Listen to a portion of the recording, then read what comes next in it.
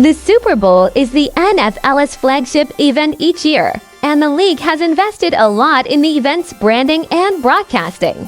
In light of that investment, it's understandable that the NFL would be protective of its trademarks and copyrights surrounding it. But that protectiveness has led to the NFL and other businesses around it perpetuating a number of myths about what you can and can't do with the Super Bowl, including the words Super Bowl. Saying Super Bowl in an ad, we're already being bombarded by ads from sports bars, grocery stores, fast food chains, and countless other companies tying their ads into the big game. It's a completely ridiculous circumlocution that just draws attention to itself and the absurdity that is trademark law. Obviously, they're talking about the Super Bowl. They're clearly not talking about the Cal Stanford game, or a high-stakes poker match, or a rugby match in Twickenham. Conventional wisdom is that advertisers are avoiding calling a Super Bowl because they don't want to infringe on the NFL's trademark in the name.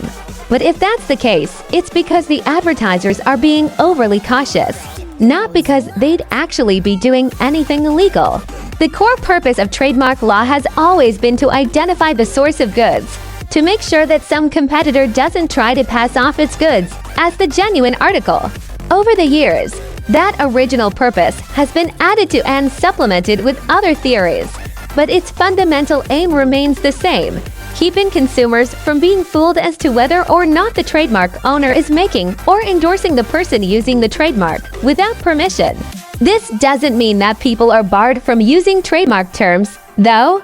Burger King can use the terms McDonald's and Big Mac in its ads to refer to its competitor. Movies and TV shows can use and display products without permission if they make fake brands or blur them out. It's either out of an excessive caution or in the hope that brands later become sponsors. No one is going to think that your local grocery is offering sales on chicken wings and Doritos because they're sponsoring the Super Bowl or are representing the NFL. They're saying Super Bowl because that's how human beings refer to this Sunday's broadcast of the National Football League's championship game. And they're allowed to speak like human beings, just like you and I are free to talk, tweet, and text about the game, taping, describing, or even talking about the game. The NFL has a strange take on what people can do with the broadcast of the game, too. If you've watched enough football, you've undoubtedly seen this odd little clip. The NFL is also drastically overstating its case when it comes to actual copies of the game or pictures coming from it.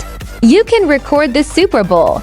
It's been undeniably, unquestionably legal since 1980 for that you can record the broadcast to watch later and skip commercials, if you're so inclined. And the fair use doctrine that allows you to do this also lets you use those recordings for other purposes, too. If you want to use clips for commentary or criticism or news reporting of some aspect of the game or the broadcast, that's perfectly legal too. But the NFL has been using the disclaimer, or some form of it, basically miseducating America about copyright law for years. Some years ago, one group actually complained about the broadcast of these falsehoods to the Federal Trade Commission, but didn't get too far. In fact, the NFL has overreached so far on this in the past that when copyright professor Wendy Seltzer posted a video clip of that very disclaimer in order to critique it, the NFL sent a takedown notice to remove the clip from YouTube. After several rounds of irony-deficient messages back and forth, the clip was reinstated, and thus your ability to see it and its successors today remains unprohibited by the NFL and copyright law. So if you find yourself hesitating about recording the big game because of the example set by the NFL and scores of advertisers, you can just relax. You can tape the Super Bowl. You can call it by its actual name. And you can discuss it all you want at the water cooler the next day. The law can't stop you no matter what the NFL says.